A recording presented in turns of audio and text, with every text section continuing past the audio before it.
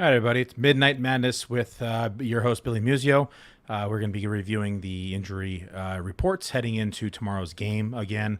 This is now a reoccurring midnight podcast. So do a quick intro real quick. I'm gathering the rest of my notes. Just poured myself a glass of whiskey. It's one of those nights here doing rankings and with all the stuff going on tonight. So let's go ahead, get this intro rolling. I'm going to get my notes finished, and then we'll get going here shortly.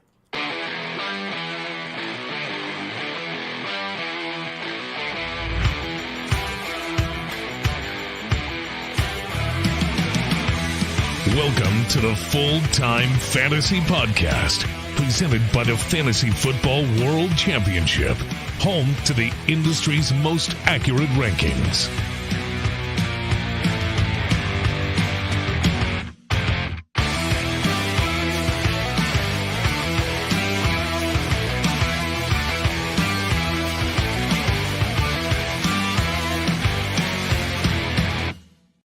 Oh, man, that video gets me fired up every time I see it. Okay, let's go ahead and hop on through the injury reports. Let's start with the outs, since those are easy. So we all saw the news today, earlier, I should say, with Jonathan Taylor and Nyheim Hines being ruled out already. So fire up Deion Jackson again in the leagues that you have him in. I think that is easy peasy. We saw him finish as a back-end RB2 on that week. We have Rashad Bateman is out this week. James Conner is out. Terrell Williams is out. Rashad Penny's out for the season now. Cam Akers was an interesting twist this week. It hasn't been playing all that well to begin with, but they initially declared him out after saying that it was some personal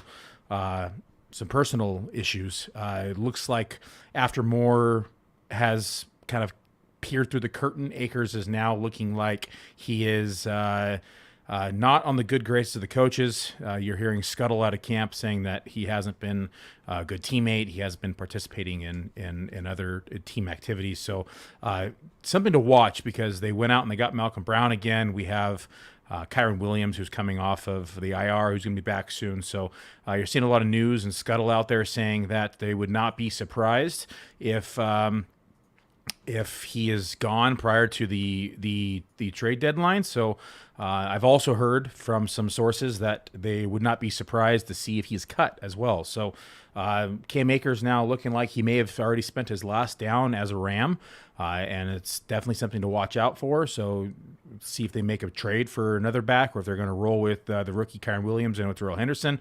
It'd be an interesting way to shake out. So that's it for the Rams. Michael Thomas and Jarvis Landry were all ruled out, as well as a late addition to this evening. Chris Olave is now not expected to play for the matchup tomorrow against the Bengals. So just be mindful now.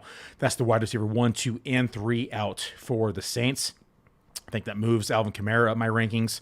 It's also going to move up Callaway as well as Traquan Smith. So Callaway is definitely going to be the most interesting wide receiver there for all of those of you, I guess. Now I am officially in on Taysom Hill now with all these outs. So everyone asking me throughout the week if I'm in on Taysom Hill again. Prior to all this news, I was not in on Taysom Hill just because the amount of snaps he was playing. He was playing under 30% snaps. If someone who's not on the field didn't like it, but with all these guys out, he's going to see probably some significant share of his significant time on the field. So nice to see you too tonight, Naughty, and Jose as well. Giselle, nice to see you in the chat. I think it's Geraldine, nice to see you in the chat.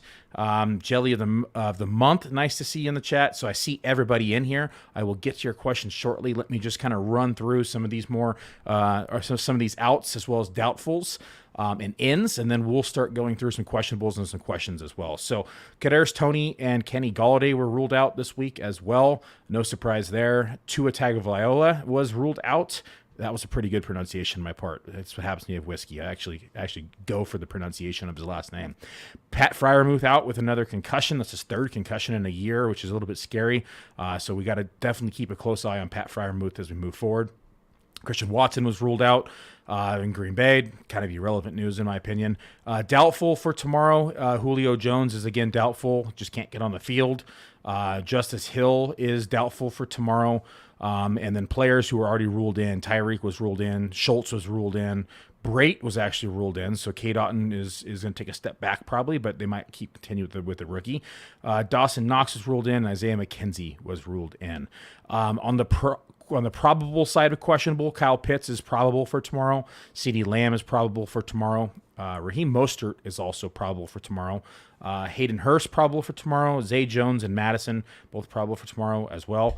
And then we have the Damian Harris was also ruled out. I forgot to mention him earlier. And Wandale is also probable for tomorrow as well. Questionable / probable. So those are kind of the run-throughs of the kind of the quick news.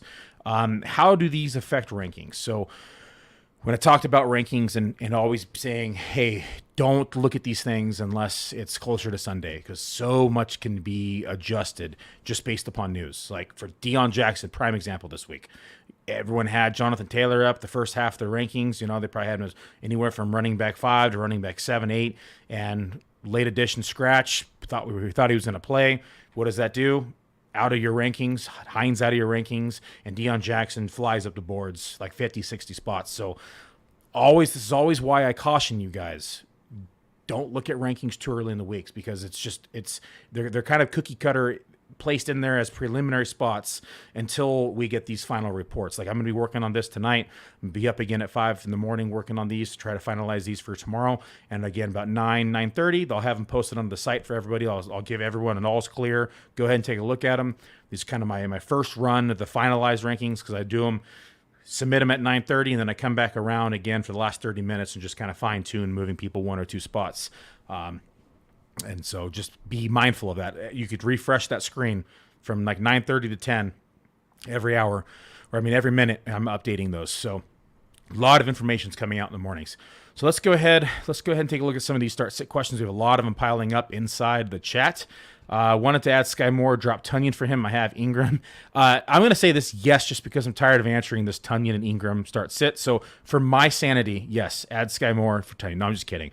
I'm not a Sky Moore fan, so I'm still holding on to Tunyon here.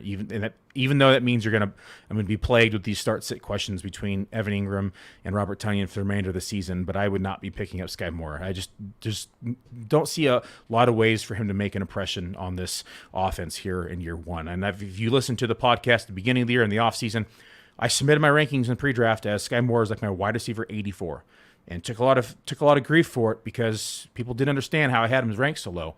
Well, you looked at this offense, and they went out and they brought in VS. They paid him $10 million. They went out and got Juju to run at the slot.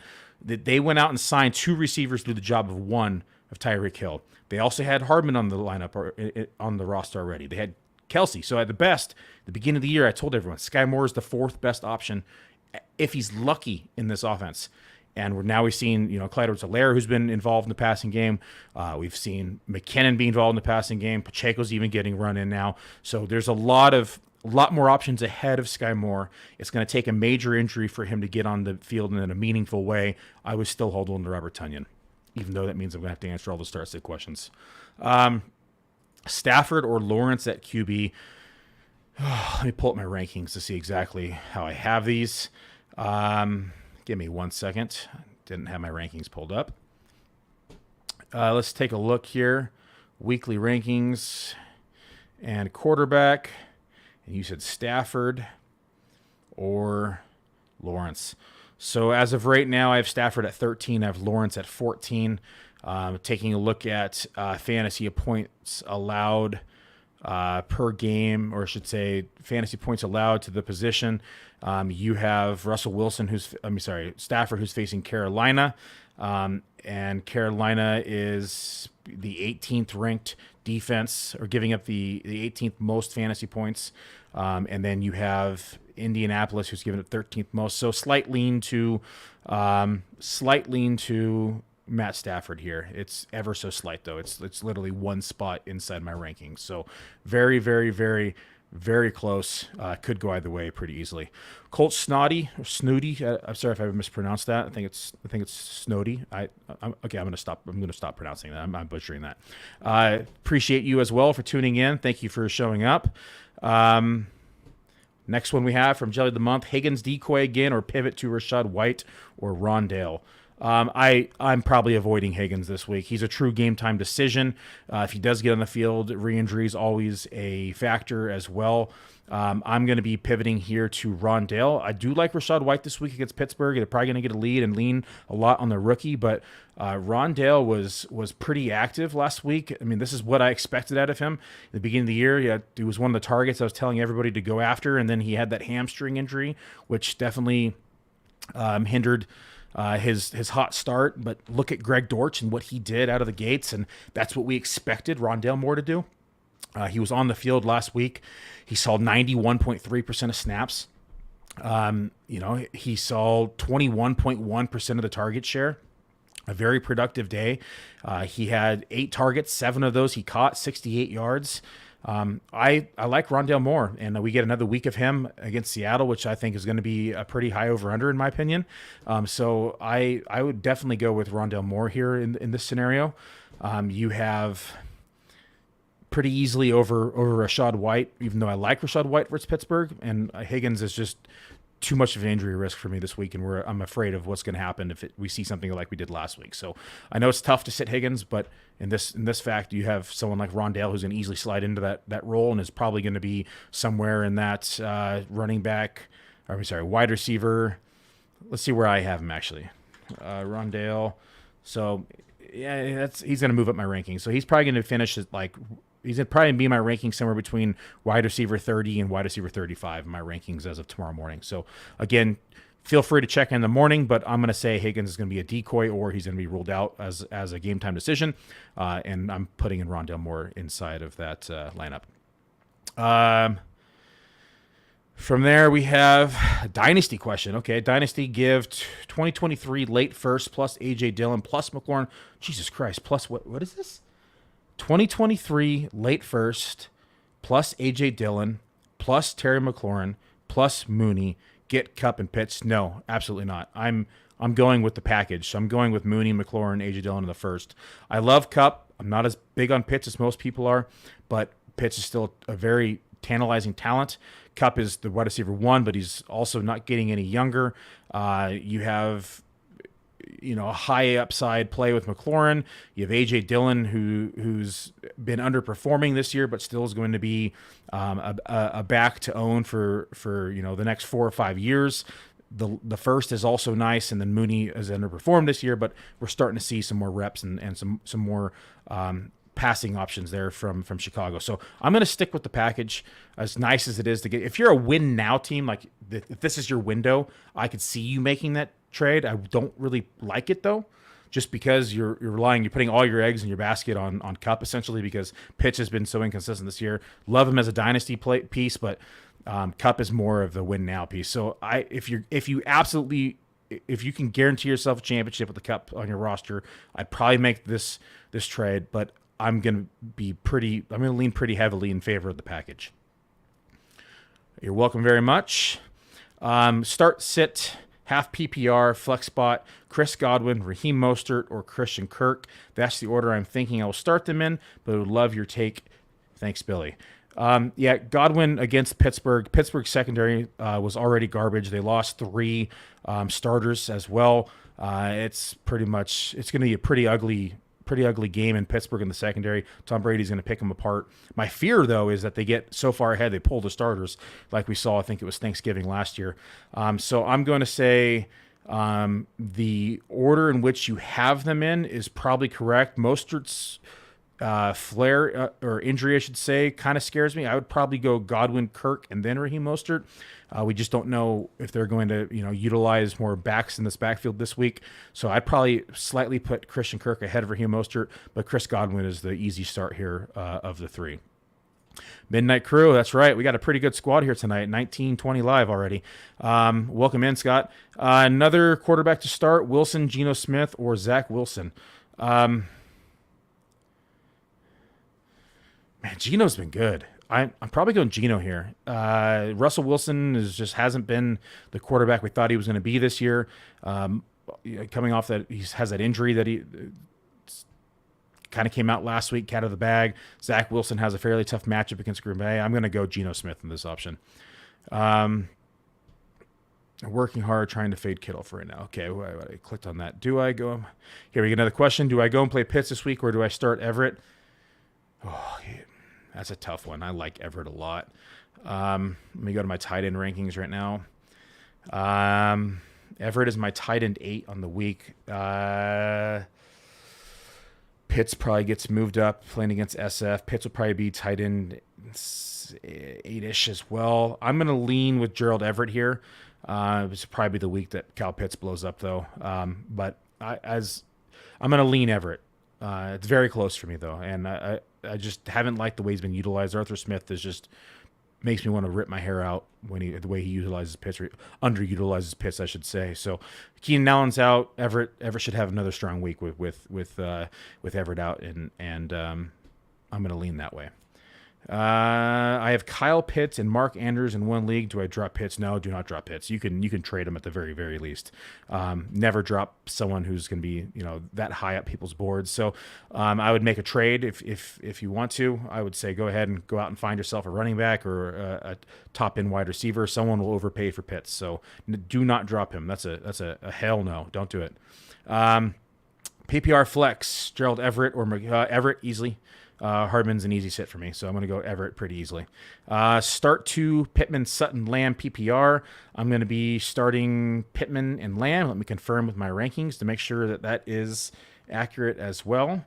So Pittman, I have as my wide receiver. Well, Waddle has to be moved down. So Pittman is my wide receiver 15. Lamb is my wide receiver 11. Then in the end, you got Sutton against the Chargers. Let's go with. You can only start 2 of these. Do you have a flex spot? Can one of these guys start in the flex, Giselle? Let me know in the chat if you can pick anybody else, because I want to start all 3 of these guys if possible. So if there's a running back you have in the flex or somebody else, let me know, and I'll come back to that question. Dylan, Judy, Dobbs, or Jacoby. So, man, I'm going to say Jacoby's going to be the odd man out on this one. I'm assuming I have to pick one. Probably leaning Judy here. Judy or Dobbs. I'm going to sit Dylan. Dylan's been underperforming as well. I'm going to lean Judy here. Do I go and play? Man, a lot of Pitts questions. Do I go and play Pitts this week, or do I play Everett? That's another Pitts. I already answered that one. I don't know if it's the same person. That's a different person as well. Yeah, I'm going to lean Everett. Slight lean Everett. You're welcome. Deep League PPR, Josh Palmer or Tevin Coleman. Palmer. Rule of thumb, always go and play the full-time wide receiver over the part-time running back. Tyrion Davis-Price is expected to be back as well. We don't know the role that Kevin Coleman's going to have. He only saw 19 snaps last week anyway. So I'm going to go Palmer, who's going to be on the field more. So give me the full-time player versus the part-time player. Am I crazy to hold on to Allen Robinson when we're weak? No, you are not crazy. Multiple reasons. One, it can't get much worse than it already is. That's number one. And I know that's not a promising phrase to say before I kind of lead to number 2. But number 2 is we have to look at Allen Robinson as a high-end handcuff at this point, because if anything were to happen to Cooper Kupp, Allen Robinson immediately gets catapulted into the wide receiver 1 conversation. And although we haven't seen it right now with Kupp on the field and how much they've utilized Higbee, the offenses might change a little bit now with the news with Akers. I mean, they're probably going to run the ball a little bit with, of course, Henderson's going to pick up most of that, but I would not be surprised if the offense changes slightly. So let's see what happens with Allen Robinson. If he posts another dud, I mean, he has not been startable now for multiple weeks, so I would assume he's not in your lineup, that you found somebody else to put in there or whatever it may be. That being said, we cannot drop him just because of the upside that he has. Essentially, he's a handcuff at this point to Cooper Kupp. And you would want to have that handcuff if anything did happen to Cooper Kupp. That being said, Allen Robinson also, you have to remember, he's on a new team with a new coach and a new system with a new quarterback. It's going to take time for these players to develop that chemistry, and we haven't seen it yet. I'm hoping as the season progresses that we see more of that chemistry start to be developed between Allen Robinson and Stafford. But that's kind of option C here. And so we want to hold on to him regardless, even if it is as a handcuff to Cooper Kupp. As crazy as that sounds, we're handcuffing a receiver. But when you have the number 1 receiver in football, I'm on any given week, you want to have that other player that could step into that role should something happen. So, unfortunately, I'm going to tell you to hold him. Just leave him on your bench. If he starts performing well, then great. But it just has been unfortunate. I mean, he has seen a lot of red zone targets. I think he's like tied for 4th or 5th in the NFL right now with 8 targets in the red zone. So he's being targeted. We just haven't seen the success yet. So in due time, I'm hoping it happens, but at least he's on the field. He's getting the reps. He's getting the snaps, and we just hopefully the fantasy points will come soon. Next question we have is start flex this week, Hunt, White, or ETN? I think White is the odd man out, even though they're playing Pittsburgh. ETN has continued to see his snaps increase and increase and increase. Last week, he looks like he might have finally supplanted James Robinson as the lead back. He saw 53% of snaps versus James Robinson's 40. If you remember what I said after week 1, had Travis Etienne not dropped those 2 touchdowns, literally walk-in touchdowns, he dropped them at the goal line. Had he not dropped those 2 and he caught those 2, it'd be a completely different conversation here. He'd be talked about as probably like a high-end running back too, because they wouldn't have strayed away from him, in my opinion, and given James Robinson all those touches. So, in my opinion, it was always Etienne ahead of James Robinson. It has been an unfortunate beginning to the season for that hypothesis. But that being said, Etienne is a tantalizing talent. He's exceptional in the passing game. He had some jitters in the beginning of the season. Looks like they've been worked out. I'm going to pull up my rankings just to make sure I'm not going against my rankings. I have Hunt right now as the running back number 23 and Etienne as 28. New England does give up more to the passing down option backs, which is Kareem Hunt in this backfield.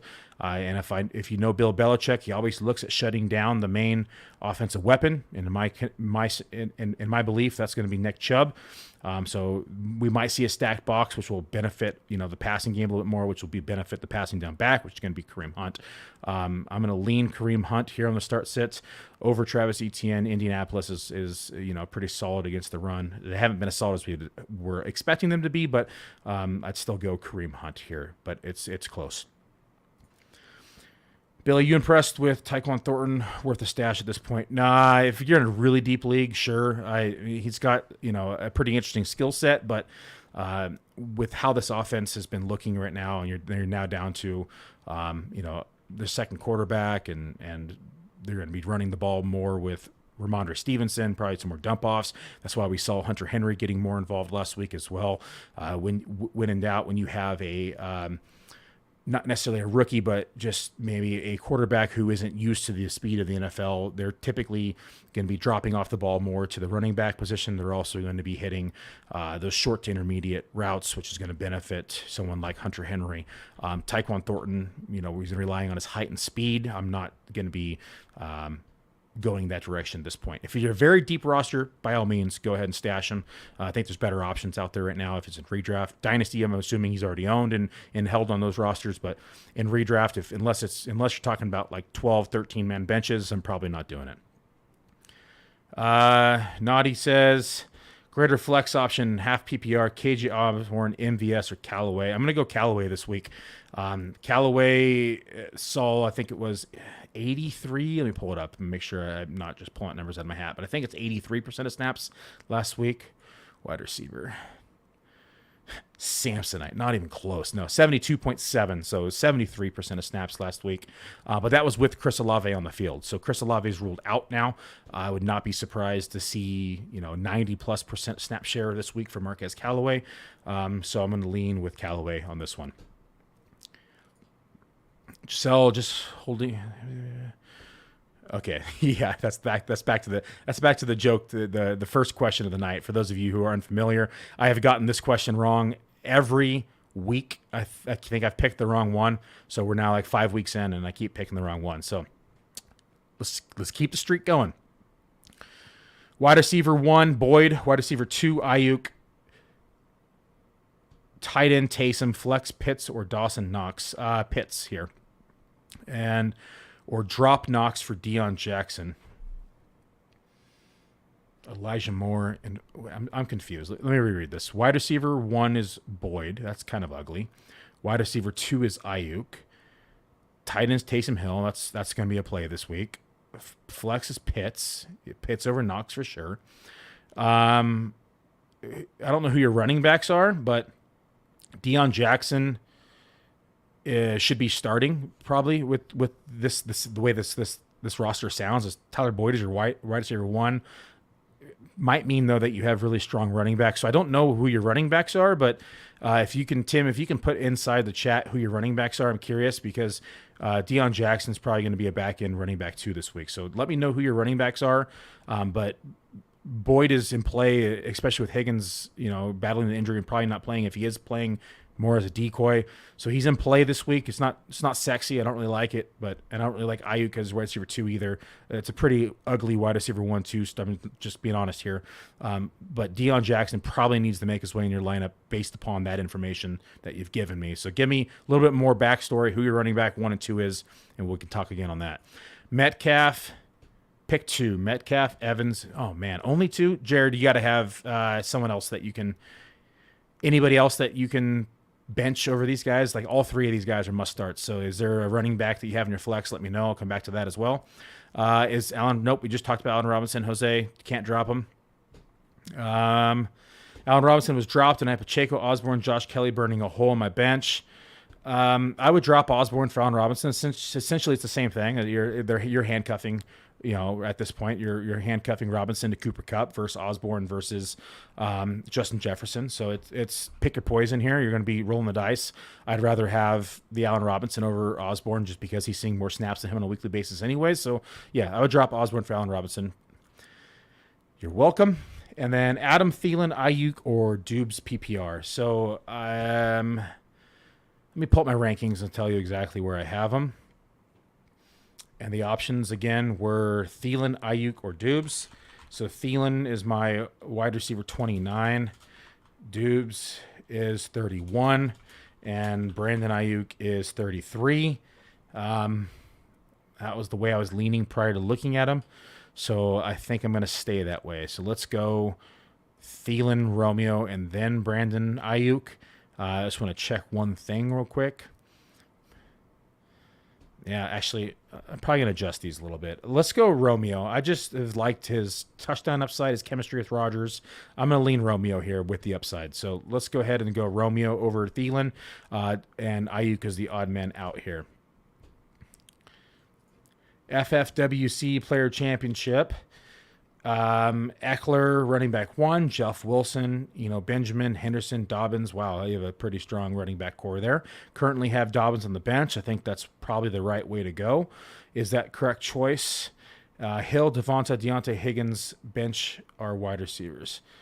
Honestly, Higgins probably gets benched here for Dobbins if that's the option. So 1, 2, 3 wide receivers. So you're starting 3 receivers at FFWC. Hill, Devonta, and Deontay are those 3. You got the running back 1 is Eckler and Jeff Wilson, and then inside your flex is Eno Benjamin and Henderson. So yeah, I'm benching Dobbins and Higgins out of this group. So you currently have it set properly. If you're facing me, then forget everything I said and start Higgins and Dobbins. No, I'm just kidding. I would stray you if you're facing me. But yeah, so sitting Dobbins and Higgins out of this group at FFWC because you're starting 3 wide receivers and then you got 2 in the flex. So that's right. You have it set properly.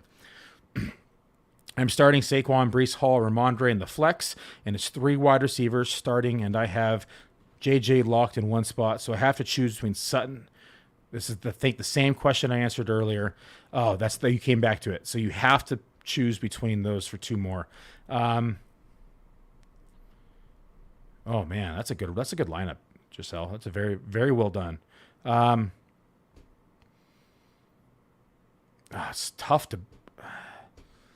Man, I almost want to say bench Breece Hall in this game and go with the 3 wide receivers. Man, that's a tough one.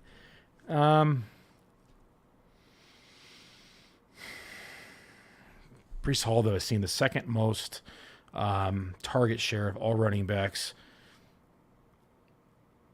And he's starting to see 17, 18 touches a game on the ground. Oh, man, tough one. I'm going to bench Pittman here. I'm going to go with Sutton and Lamb at the wide receiver spot.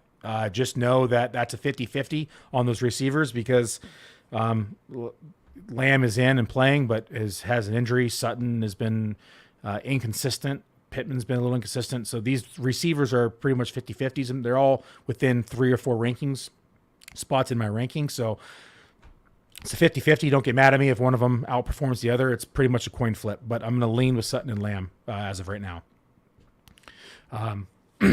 But with the injury, feel free to start Pittman over Lamb if you're concerned with the injury at all. Yes, he did lose his job to Mostert. It's, I think, pretty evident at this point. Don't know why they paid him that money and then signed Mostert for cheap and decided to use Mostert. Mostert does have familiarity with the offense, with McDaniels from their 49er days. One would hope that they get Chase Edmonds more involved, especially after Mostert popped up on the injury report, and maybe they want to give him a little rest. But at this point, you cannot start Chase Edmonds in your lineup, and I would be looking elsewhere.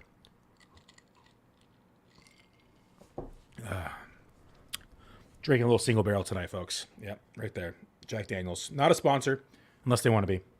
If you want to be a sponsor, Jack Daniels, hit me up. No, what did Jared say? Jared, you think it looks like you're coming back from that previous question. So you said that one, and then no one of these will be a flex. Oh, man. That's Metcalf, Evans, Gabe Davis. So Gabe Davis, this game has one of the, I think, is the highest over-under of the week. You want a piece of this offense. Although Evans gets Pittsburgh is the worst secondary right now. Metcalf has been great. Oh, man, this is tough. This might be the toughest. There's been some tough start-sit questions tonight. Metcalf is my wide receiver 10 on the week. Evans is my wide receiver 5 on the week. And then you have Gabe Davis, like I said, who's the highest over-under of the week, but comes in as my wide receiver number 16. Probably going to move up to 15 or 14 when everything's said and done with my rankings. I think I hate to say this, but I'm out of this group, I'm benching Gabe Davis. Sorry, if anything happens, it's very well possible Gabe Davis could blow up again. So if you have to start only 2 of these, I lean Metcalf and Evans. So that's what it is, and I hope I'm not wrong on this one because that's a tough call. You're most welcome. Thanks for tuning in at midnight. Love doing this at night, talking football at 1 a.m. or midnight on the East Coast, and a little earlier here for me on the Pacific side. But I appreciate everyone staying up with me. You are welcome, Tim. Your running backs are Kamara and Mostert. So, yes, correct. You want to keep Kamara and Mostert in over Deion Jackson, if I recall, was the running back. Higgins on the roster, too. Couldn't get a wide receiver via trade this week. Yeah, I think you had it set properly. Let me go back to your original question. Here it is.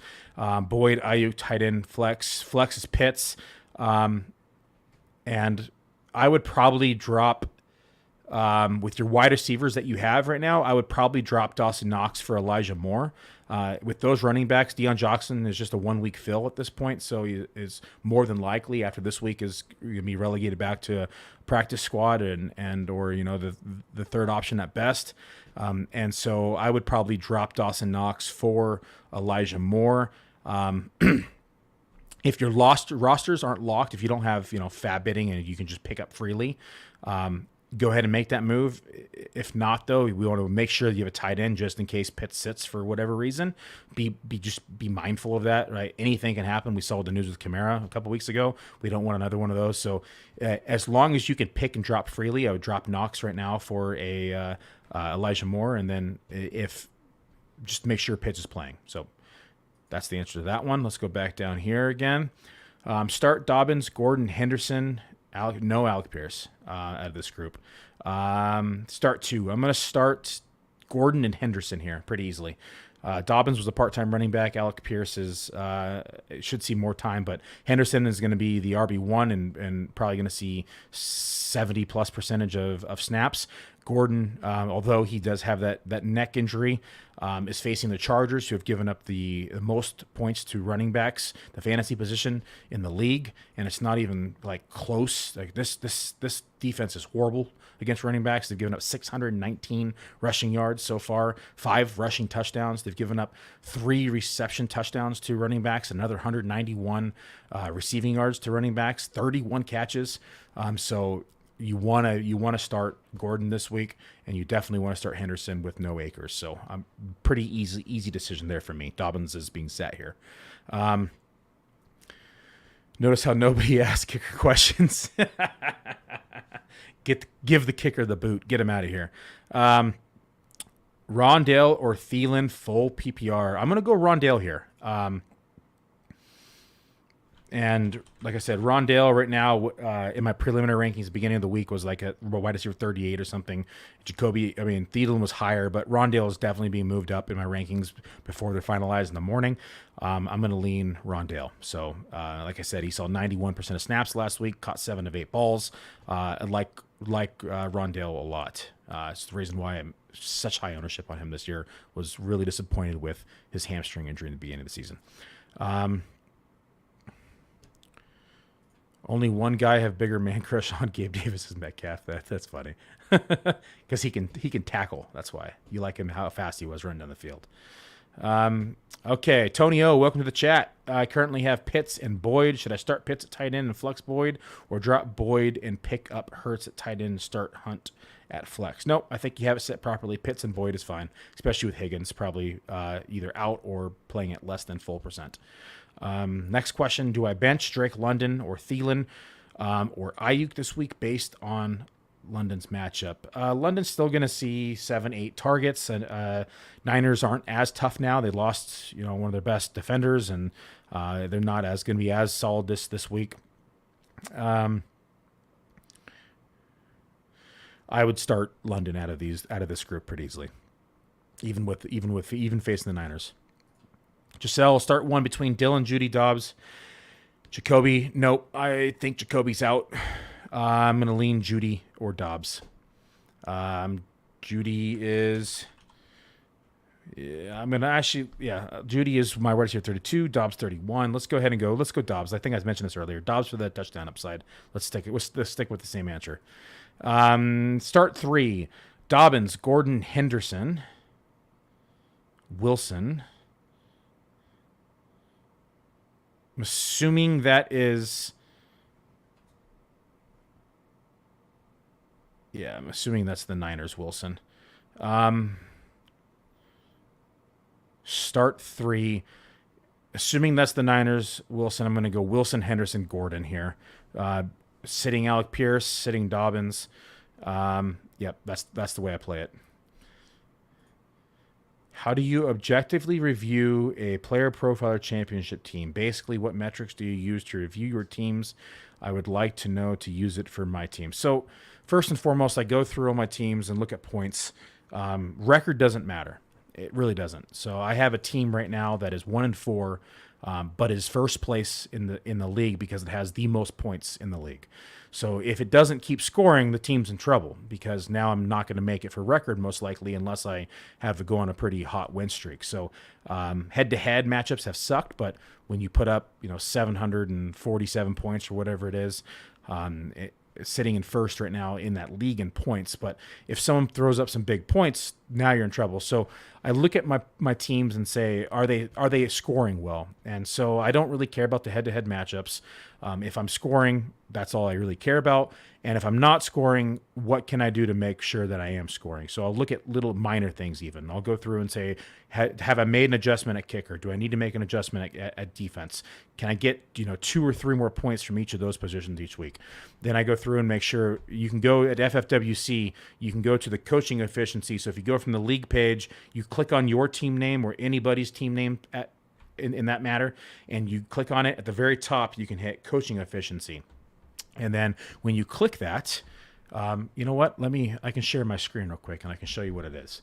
So drafting, let me head on over to one of my teams, and then let me share.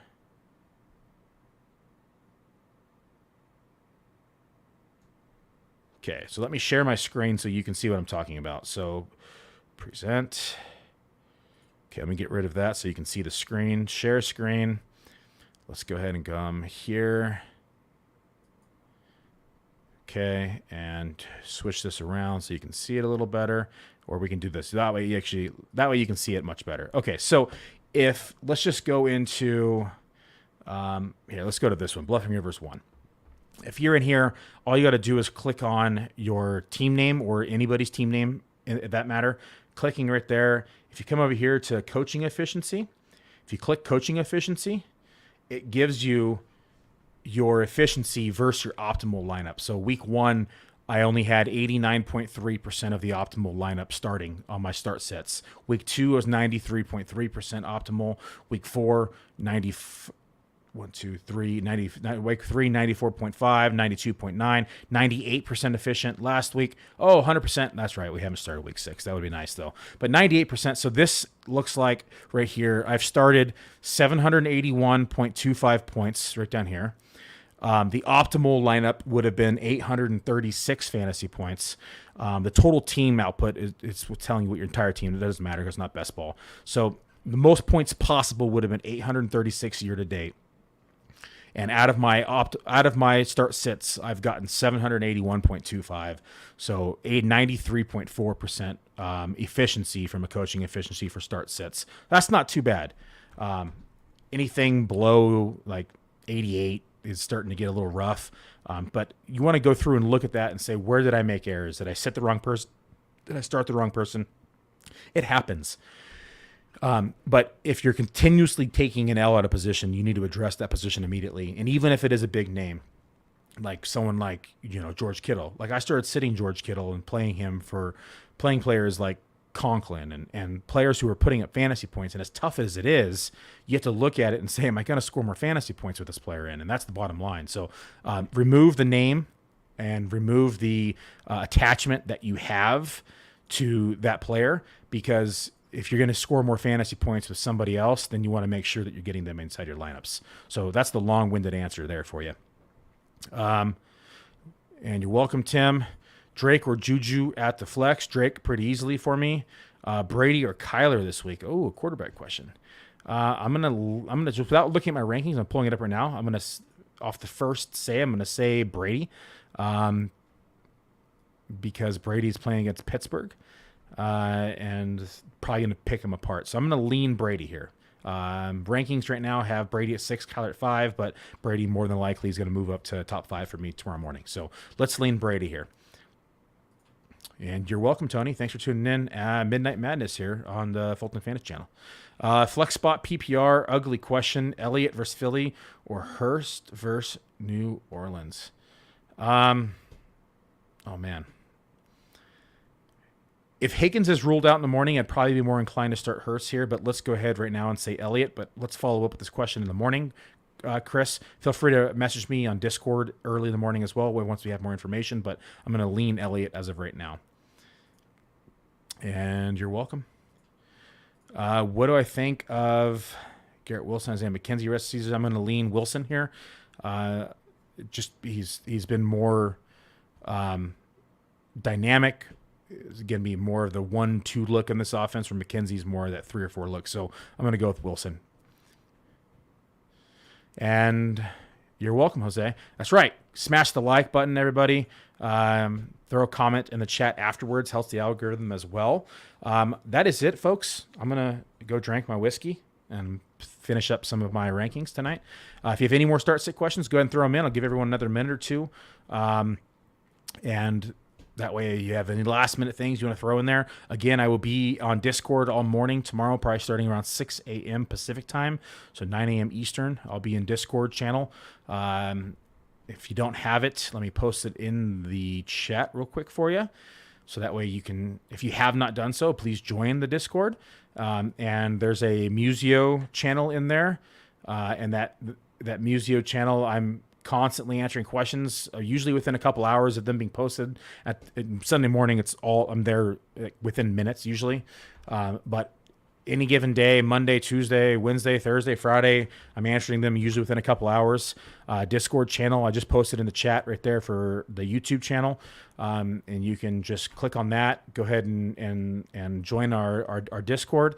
And then the Muzio member channel is the one I'm always in. I'm answering questions all the time in there for people. There's dynasty questions, there's start sit questions, there's just general questions. Shit, if you want to talk to me about wings, beer, sports, right? We can just talk wings and beer if you want. I'm always in there. So let's go ahead and final test Ingram or Tunyon this week. I swear to God, Giselle, this tight end one is going to be killing me.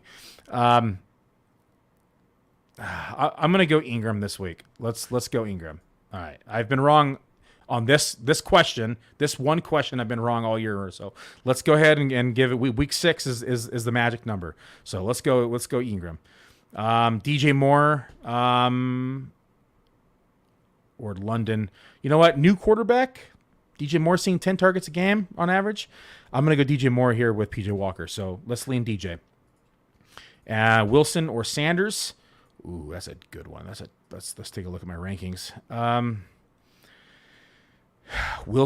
Jeff Wilson I have at 13 versus Atlanta. I'm going to go Jeff Wilson here. Dallas is pretty tough. Interdivision game as well. Probably, yeah, let's go Jeff Wilson. And then, since Devontae's out, who should I start? Romeo. Let's go Romeo here as well. Touchdown upside. A lot of connection with Rodgers. All right, folks, that's it. I'm out of here. Whiskey time, rankings time. Take care. Have a good night. Good luck to your matches tomorrow. Message me on Discord. Have a good night. Thanks for tuning in for Midnight Madness. Bye-bye.